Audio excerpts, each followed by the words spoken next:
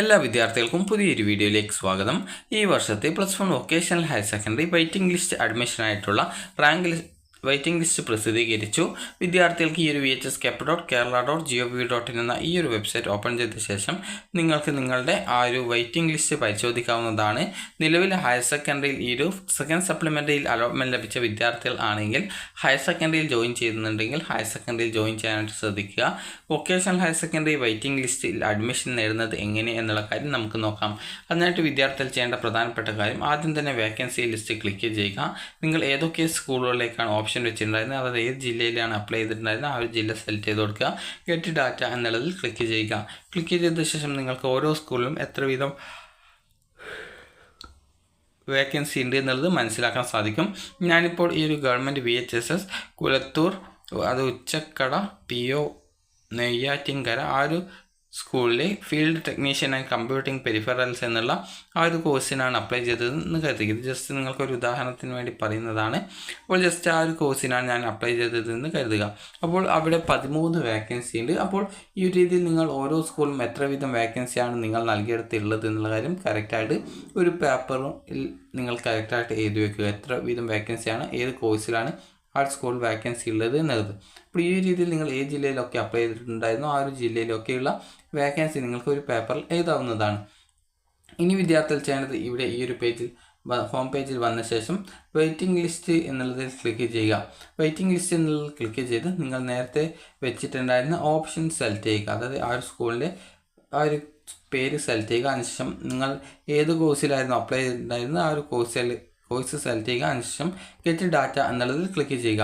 അപ്പോൾ അവിടെ നിങ്ങൾക്ക് കാണാമായിരുന്നു 13 സീറ്റ് വേക്കൻസി ഉണ്ട്.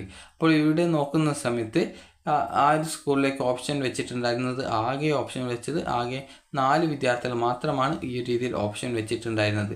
അപ്പോൾ അതുകൊണ്ട് തന്നെ നിങ്ങൾക്ക് ഈ ഒരു കോഴ്സിലേക്ക് ഉറപ്പായിട്ടും അഡ്മിഷൻ കിട്ടും. അപ്പോൾ നിങ്ങൾ കറക്റ്റായിട്ട് എന്ത് ചെയ്യണം, നിങ്ങൾ ആ സ്കൂളിൽ പോയിട്ട് അഡ്മിഷൻ എടുക്കാനായിട്ട് പോവേണ്ടതാണ്. അപ്പോൾ ജൂലൈ 30 വൈകുന്നേരം 4 മണി വരെയാണ് ഇതിൻ്റെ അഡ്മിഷൻ ഉണ്ടാവുക. അതുകൊണ്ട് തന്നെ വിദ്യാർത്ഥികൾ കറക്റ്റായിട്ട് നിങ്ങളുടെ എല്ലാവിധ ഡോക്യുമെൻറ്റ്സും എടുത്തുകൊണ്ട് നിങ്ങൾക്ക് പോയിട്ട് അഡ്മിഷൻ നേടാവുന്നതാണ്. ഇനിയിപ്പോൾ മറ്റൊരു കോഴ്സിലേക്ക് നമുക്ക് നോക്കാം. ജസ്റ്റ് ഒരു ഉദാഹരണത്തിന് നമുക്ക് നോക്കാം.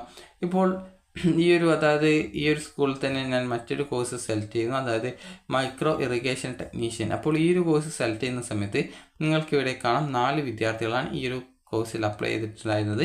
അപ്പോൾ ഇതിൽ നിങ്ങളുടെ റാങ്ക് ഒരു 2 ആണെന്ന് കരുതുക. അപ്പോൾ 2ാമത്തെ റാങ്ക് ആണെങ്കിൽ നമുക്ക് ആ ഒരു സ്കൂളിൽ എത്ര വേക്കൻസി ഉണ്ട് എന്നുള്ളത് ജസ്റ്റ് ഒന്ന് നോക്കാം. അപ്പോൾ ഇവിടെ വേക്കൻസി ലിസ്റ്റ് എന്നുള്ളതിൽ ക്ലിക്ക് ചെയ്യുക. ക്ലിക്ക് ചെയ്ത ശേഷം വിദ്യാർത്ഥികൾ നിങ്ങളുടെ ജില്ല സെലക്ട് ചെയ്ത് കൊടുക്കുക. അതിനുശേഷം ഗെറ്റ് ഡാറ്റ എന്നുള്ളതിൽ ക്ലിക്ക് ചെയ്യുക. ക്ലിക്ക് ചെയ്യുന്ന സമയത്ത് അതിൻ്റെ ഡാറ്റാസ് ഓട്ടോമാറ്റിക്കലി വരുന്നതാണ്. അപ്പോൾ ഇവിടെ നോക്കുന്ന സമയത്ത് നിങ്ങൾക്ക് കാണാം അവിടെ ഈ ഒരു മൈക്രോ ഇറിഗേഷൻ ടെക്നീഷ്യൻ ആ ഒരു കോഴ്സിൽ 5 സീറ്റാണ് വേക്കൻസി ഉള്ളത്. അപ്പോൾ എൻ്റെ റാങ്ക് അല്ലെങ്കിൽ ആ ഒരു വിദ്യാർത്ഥിയുടെ റാങ്ക് എന്ന് പറയുന്നത് 2 ആണെന്ന് കരുതുക.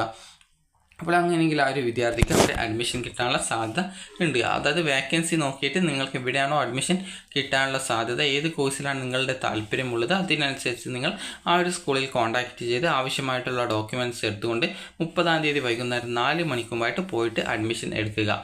ഹയർ സെക്കൻഡറിയിൽ സെക്കൻഡ് സപ്ലിമെൻ്ററിയിൽ അലോട്ട്മെൻറ്റ് ലഭിച്ച വിദ്യാർത്ഥികൾ നിങ്ങളുടെ താല്പര്യത്തിനനുസരിച്ച് നിങ്ങൾക്ക് ഈ ഒരു അഡ്മിഷൻ നേടുക. ഹയർ സെക്കൻഡറിയിൽ ജോയിൻ ചെയ്യുന്ന വിദ്യാർത്ഥികൾ ഹയർ സെക്കൻഡറിയിൽ ജോയിൻ ചെയ്യുക. അപ്പോൾ കിട്ടിയ അഡ്മിഷൻ നിങ്ങൾ നഷ്ടപ്പെടുത്തേണ്ടതില്ല. വൊക്കേഷണൽ ഹയർ സെക്കൻഡറിയിലാണ് അഡ്മിഷൻ എടുക്കാൻ താല്പര്യമെങ്കിൽ നിങ്ങളുടെ റാങ്ക് പരിശോധിച്ച് നിങ്ങൾ അടുത്തുള്ള വൊക്കേഷണൽ ഹയർ സെക്കൻഡറിയിൽ കോൺടാക്റ്റ് ചെയ്യുകയും നിങ്ങൾക്കവിടെ അഡ്മിഷൻ കിട്ടുമെങ്കിൽ പോയിട്ട് അഡ്മിഷൻ എടുക്കുകയും ചെയ്യേണ്ടതാണ്. അപ്പോൾ വിദ്യാർത്ഥികൾക്ക് ഈ ഒരു വീഡിയോ ഉപകാരപ്രദമായിട്ടുണ്ടെങ്കിൽ ലൈക്ക് ചെയ്യുക, ഷെയർ ചെയ്യുക. Thank you for watching.